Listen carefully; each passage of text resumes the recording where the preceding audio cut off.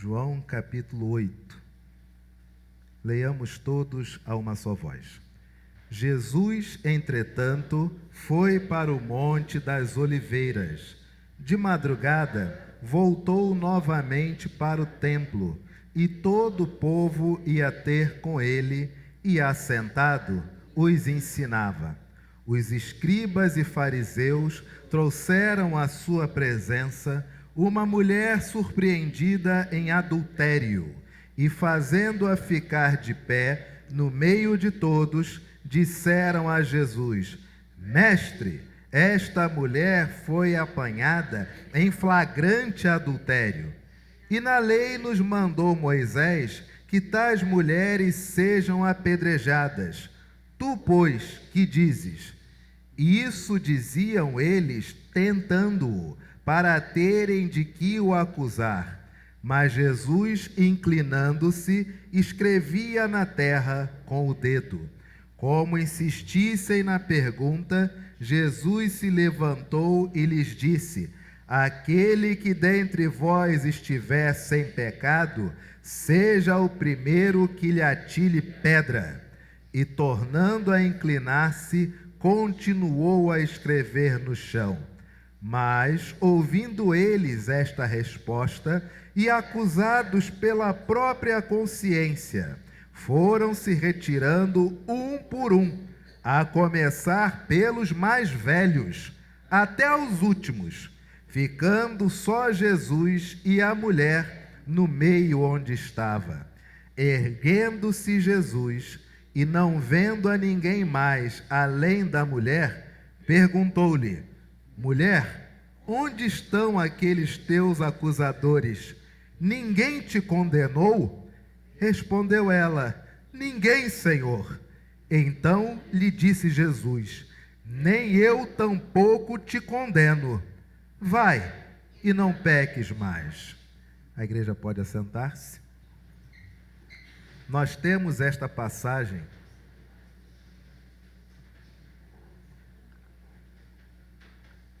Nós temos esta passagem em João 8, um típico momento triste que ocorre até hoje em diversas comunidades religiosas. E quando falo comunidades religiosas, pode ser de qualquer tipo de orientação religiosa.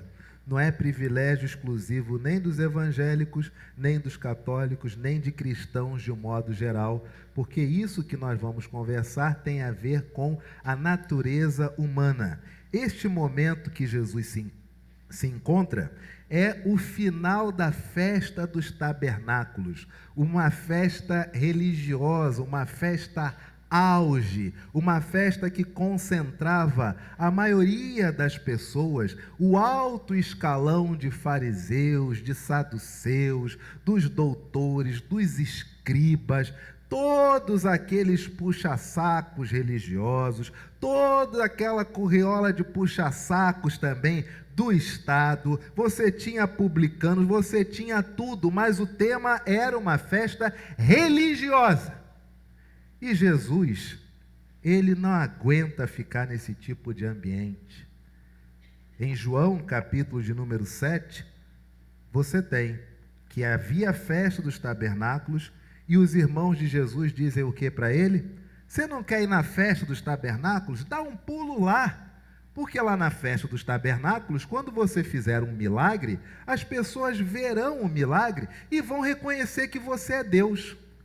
Mas o texto bíblico é claro, dizendo que os irmãos de Jesus queriam que Jesus fosse à festa dos tabernáculos, porque sabiam que se Jesus fosse, ele iria o quê? Morrer. Quando passamos por dificuldades dentro de casa, queridos, não tenha dúvidas, coloque sempre sua questão familiar diante de Jesus. Sabe por quê? Porque Jesus convive em uma casa cujo pai, paradeiro é desconhecido historicamente, possivelmente pode ter morrido, cuja mãe, que teve um nascimento miraculoso com a anunciação de um arcanjo. Lá em Marcos, ela mesma não acredita em Jesus, acha que ele é louco. E você tem os irmãos de Jesus que querem fazer o que com ele? Vai na festa religiosa, vai no culto hoje, que o culto vai ser maravilhoso. Mal sabe ele que o culto vai ser bom, porque é lá que vão matar ele. Esse é o ambiente religioso, que lamentavelmente nem sempre teve mudanças significativas ao longo da história. Mais recentemente, um caso que ganhou vulto nacional e quiçá mundial, eram de líderes de igrejas que faziam campanhas de avivamento, avivamento disso, avivamento daquilo outro, línguas disso, línguas outras, e entre um casal casado de pastores, a esposa tramando a morte do próprio marido. Festa dos tabernáculos. Pinta lá no culto, que depois do culto, aí português muito claro, é o cerol. Festa dos tabernáculos. Como tantas denominações muitas vezes condenaram diversos congressos, inclusive até de igrejas históricas no sul do país, onde cantoras e cantores, quando largam o meio gospel, revelam que as festas que existem após o culto das lideranças em nada tem a ver com o culto que acabou de acontecer. Pergunto, isso é algo exclusivo do cristianismo? Não, é da natureza humana. Porque raríssimas vezes uma religião diz que usar drogas é correto, diz que roubar é correto, mentir é correto, adulterar é correto, e no entanto as pessoas fazem o quê? Se viciam, matam, roubam e adulteram. Mesmo cada religião dizendo que isso não faz bem. Palavra do Senhor, e agora você entendeu o contexto. Jesus, entretanto, festa dos tabernáculos. O que ele faz? Foi para o monte das, verso 1, foi para o monte das Oliveiras. Jesus era um indivíduo que toda vez que ele tinha muito contato com pessoas, duetos, duelos, diálogos, quando terminava aquilo, ele tinha que subir o monte. Era como se ele aterrasse tudo aquilo que era negativo, que as pessoas infligiam em relação a ele, e ele entregava para o Pai e aquilo saía de dentro de si, e ele sempre descia renovado, zerado. Ele vai para o Monte das Oliveiras. De madrugada, voltou novamente para o templo, e todo o povo ia ter com ele, e assentado os ensinava. Você vê que essa festa é direto. Enquanto está havendo a festa dos tabernáculos, nada para. Tem o público da manhã, da tarde, da noite, da madrugada, da salmodia e por aí vai. Dentro desse contexto de uma festa cujo um dos objetivos concretos seria matar aquele que se diz o Messias, um simples filho de pedreiro e um simples filho de uma mulher que antes de casar já se achava grávida, vamos matá-lo logo. Dentro desse contexto da festa dos tabernáculos, eis que chega, no verso de número 3, uma situação. Os escribas e fariseus trouxeram à sua presença uma mulher, surpreendida e fazendo-a ficar de pé no meio de todos. Detalhe, isso aqui é porque a festa era religiosa, tá, gente? Isso aqui é porque Deus estava ali na festa, segundo eles. Isso aqui é porque era uma festa cujo objetivo era todos agradecerem a Deus a colheita, agradecer a saúde. Isso era uma festa. Mas sabe o que muitas vezes o ambiente religioso faz conosco? Nós conseguimos neurotizar, psicopatizar aquilo que deveria ser motivo de alegria. E não longe, infelizmente, nós tivemos na década passada uma explosão de suicídios por parte de pastores, porque não encontravam mais ambiente de festas em suas igrejas e em suas vidas. Tamanha neurotização do ministério. Em uma festa que era para Deus, cujo objetivo era agradecer a vida uns dos outros, o que é que você tem? Uma turba de homens trazendo uma mulher que algumas passagens dá a entender que ela é uma jovem, trazendo essa mulher e dizendo: Mestre, esta mulher foi apanhada, verso de número 4, em flagrante adultério. Você consegue ver algum erro nessa frase aqui? Aliás, erro não, né? Que é do português. Tem um sujeito oculto aqui. Disseram, não sei se era homem, pode ter sido, mas fato é, disseram a Jesus: Mestre, esta mulher foi apanhada em... O adultério era o quê? Estava ocorrendo quando eles a apanharam, não é isso? E cadê a pessoa? Foi chamada de vídeo? Foi webcam? Foi live? Cadê a outra parte? Cadê o homem? Ou sei lá, cadê a mulher? Não sei. Pecado é pecado, não me interessa. Mas fato é, como que alguém pode adulterar estando só? E como que um adultério pode ser flagrante e trazer só uma pessoa? E aqui você tem: Mestre, esta mulher foi apanhada em flagrante adultério. E na lei nos mandou Moisés, não é nem Deus que inspira Moisés a fazer a lei, não, para eles é Tácito. Moisés mandou na lei que tais mulheres sejam apedrejadas. Tu, pois, que dizes? Antes de socorrer, Jesus estava no templo fazendo o quê? Agora eles fazem eles querem aprender, não é isso? Não é isso? Quem pergunta não quer aprender? Cuidado com as respostas que vocês forem dar, tá, queridos? Porque quem pergunta não tem nada a ver com a resposta, mas dependendo da resposta que você dá, você fica preso a ela para sempre. Olha o que diz a palavra do Senhor. Isto diziam eles, fazendo o quê? Verso 6. Isto diziam eles, mas não era uma festa religiosa, gente. Eles não estavam dentro do templo. Jesus não é mestre, não está ensinando o povo. Você vê o que ocorre nos ambientes religiosos se você se deixar neurotizar, se psicopatizar, se narcisar por conta das circunstâncias?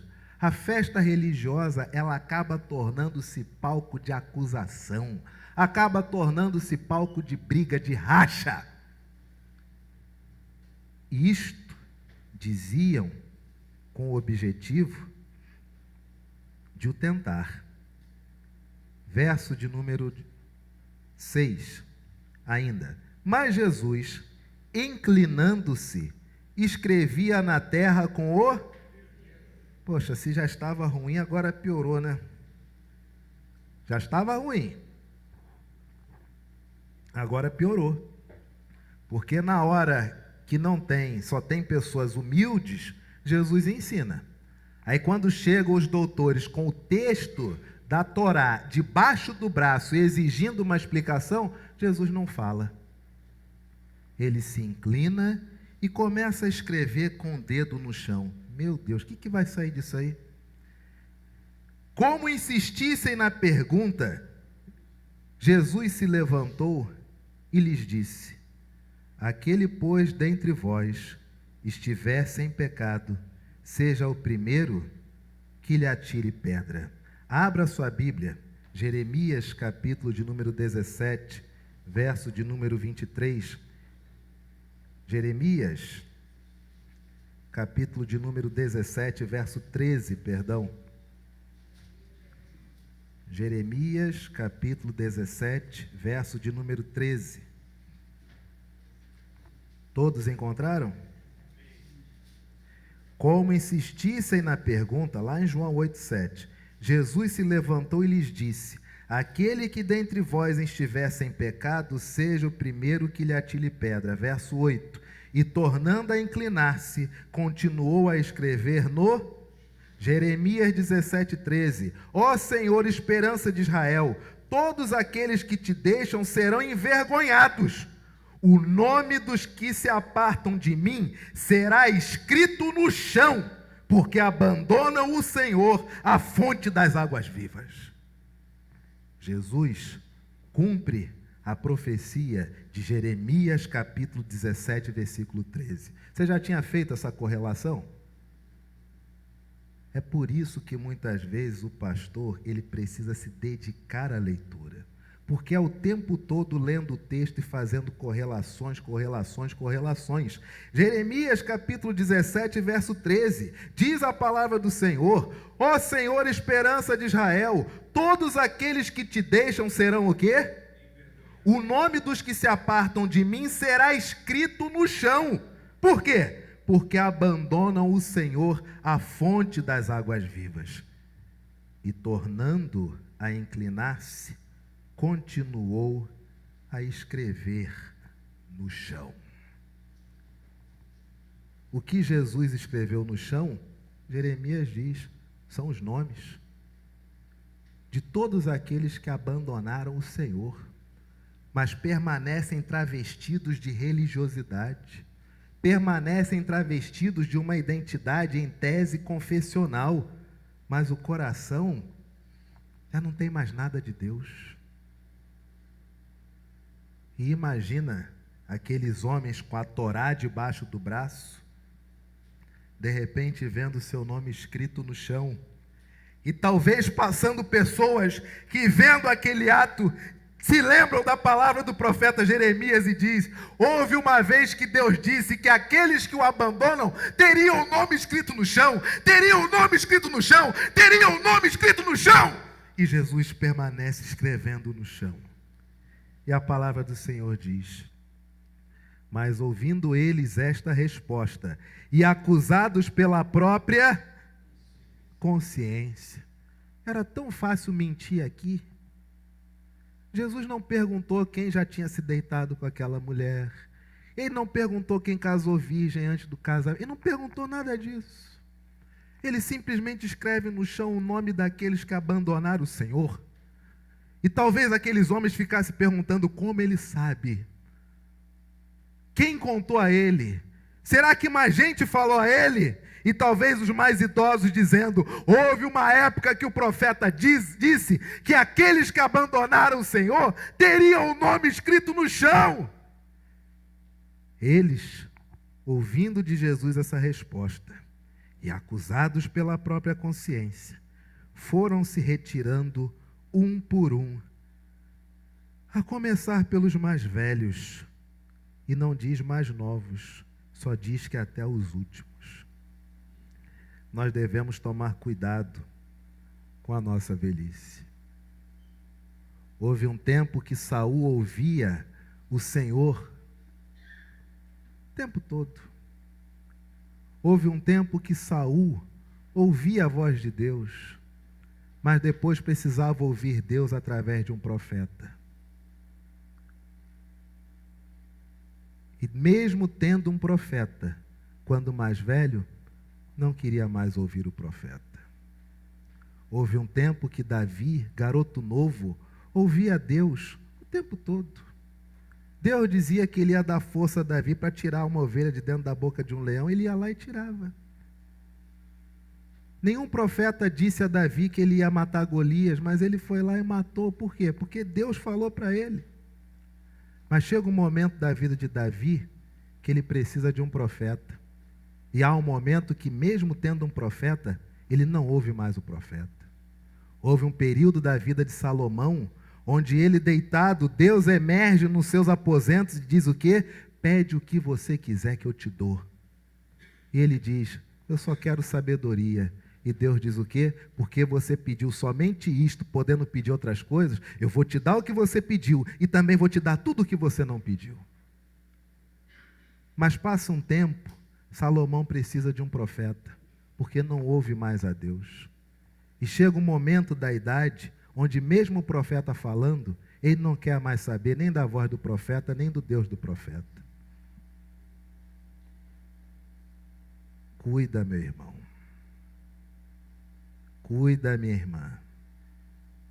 Observe a idade que você tem e lembre-se de onde Deus te chamou, de onde Deus te tirou. Lembre-se das suas raízes, lembre-se da pessoa que você era. Não se deixe levar pela história da vida. E nem se deixe levar por elogios infundados. Porque às vezes as pessoas dizem que nós somos muito bons e a gente comete um erro, a gente acredita. E a gente acha que é daí para cima. Não. Lembre-se de onde Deus te chamou. Lembre-se de onde Deus te tirou. Procure conservar a sua identidade. Cuidado, porque a Bíblia mostra 3 reis consecutivos que na juventude ouviam Deus sem intermediário e terminam a sua vida rejeitando Deus e os profetas. E aqui nesse texto, você tem homens de mais variadas idades, principalmente idosos, trazendo uma mulher em flagrante adultério, sendo ela só essa que é trazida, e em uma festa religiosa, eles querem sangue, eles querem crânio estourado na praça pública. Eles querem corpo espasmando, eles querem assistir rigor mortis. É isso que eles querem. E Jesus escreve o nome deles no chão. E pessoas talvez passassem e dissessem: houve um tempo que o profeta disse que aquele que abandonasse o Senhor teria seu nome escrito no chão. E eles, vendo seus nomes, acusados pela própria consciência, foram embora. Primeiro os mais velhos, até os últimos. A palavra do Senhor ainda diz: erguendo-se Jesus, e olha que interessante, Jesus é imparável. Ele tem nome até dizer chega para escrever naquele chão. Ia faltar chão, ia faltar dedo, para tanto nome que ia entrar ali. E a palavra do Senhor diz que erguendo-se Jesus, e não vendo a ninguém mais além da mulher, homem, Jesus é nosso exemplo de coragem. Jesus é nosso exemplo do que é ser 100% homem. Porque Jesus, não importa quem esteja, aonde esteja, ele não arreda o pé. Para Jesus era muito claro, não ia ter morte naquele dia. Aquela mulher não ia morrer. E ele não sai dali. E ele continua escrevendo. E depois que todos vão embora, ele se ergue. E não vendo a ninguém, mas além da mulher, perguntou-lhe: mulher, onde estão aqueles teus acusadores? Ninguém te condenou? Respondeu ela: ninguém, Senhor, ninguém, Senhor. Então lhe disse Jesus: nem eu, nem o caminho, a verdade e a vida, nem a única forma de chegar ao Pai, nem aquele que vai aos céus preparar moradas, nem eu te condeno.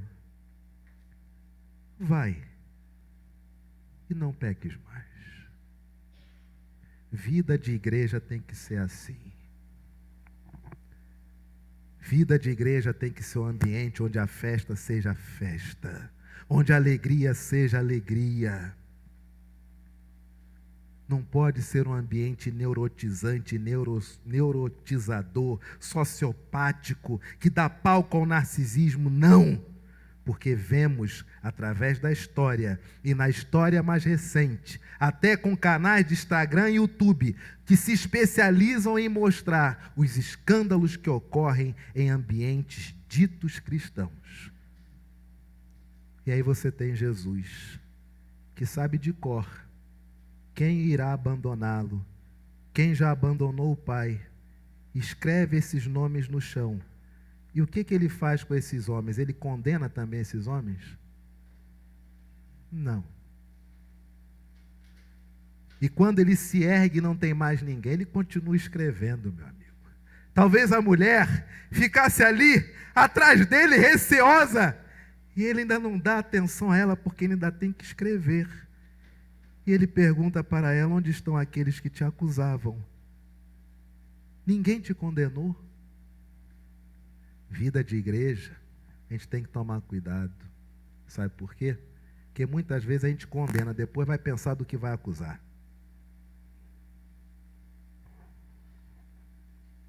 Primeiro a gente diz que tem que pagar. Depois a gente vai ver no que errou. Olha a separação que Jesus faz. Onde estão aqueles teus acusadores? Cadê sua condenação? E ela disse: ninguém me condenou. E Jesus lhe disse: nem eu tampouco te condeno.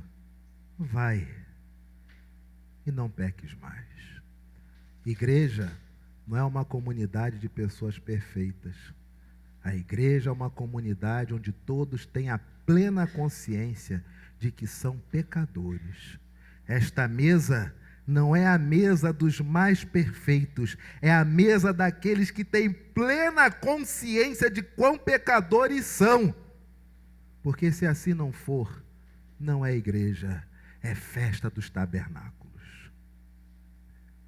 Meu irmão e minha irmã, talvez você tenha sido condenado sem nem julgamento.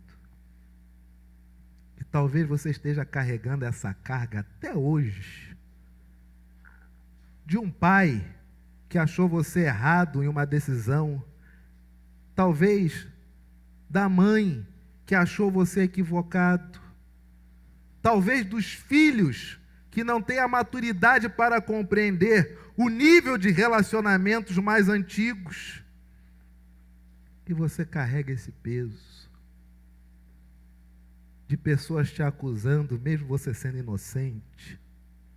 E você se sente condenado e replica o ato pela qual te condenaram, tornando a sua identidade aquele evento específico que você talvez sequer tenha feito ou participado.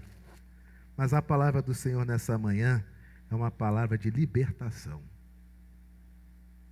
Porque diante dos teus acusadores está Jesus, que escreve no chão o nome daqueles que já abandonaram o Senhor. E Ele pergunta para você nessa manhã: cadê os teus acusadores? Onde estão aqueles que deveriam, segundo eles, lhe condenar? Há algumas semanas eu postei na nossa devocional diária de pessoas que se sentem perseguidas.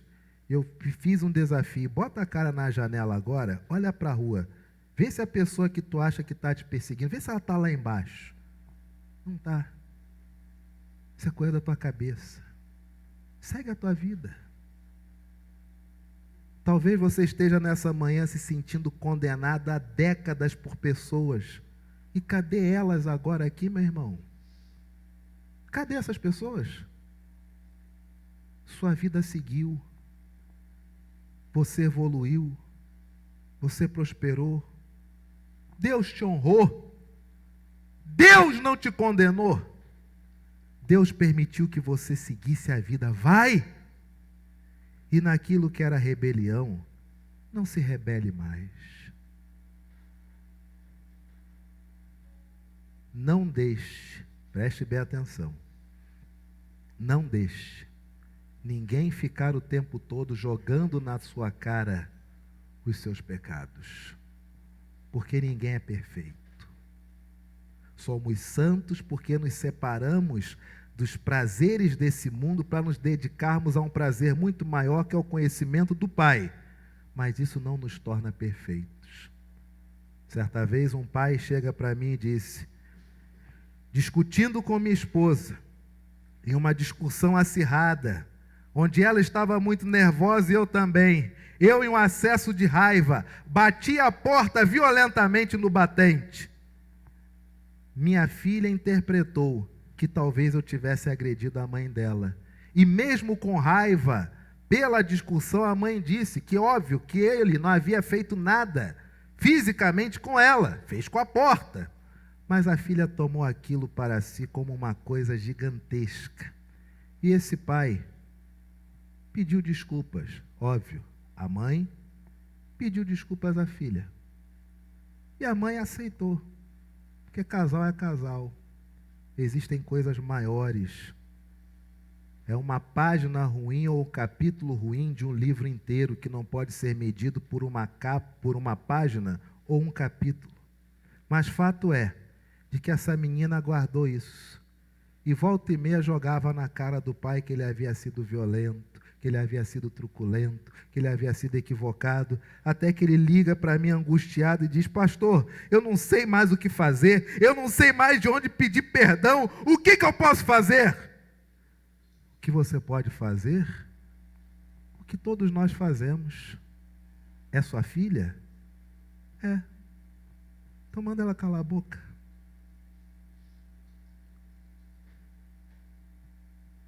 Diga a ela que o que você fez, você já pediu perdão. E aquilo que você fez tem consequências do ato feito, não do imaginário coletivo. E não deixe nunca mais ela jogar na sua cara os seus pecados. Porque diz que você é pecador, mas todo dia come do prato que você trabalha que nem um condenado para botar dentro de casa. Usufrui da luz, usufrui da água, óbvio que usufrui da internet. Mas naquilo que não gosta, ela te classifica como um pecador inveterado. E ele fez isso. E uma das primeiras oportunidades onde a menina fez questão de levantar-lhe a acusação, ele disse: minha filha, primeiramente, a primeira pessoa que eu deveria ter pedido desculpa era para a porta. Porque eu bati na porta. A segunda pessoa era sua mãe. A terceira, por consideração, foi você. E acabou.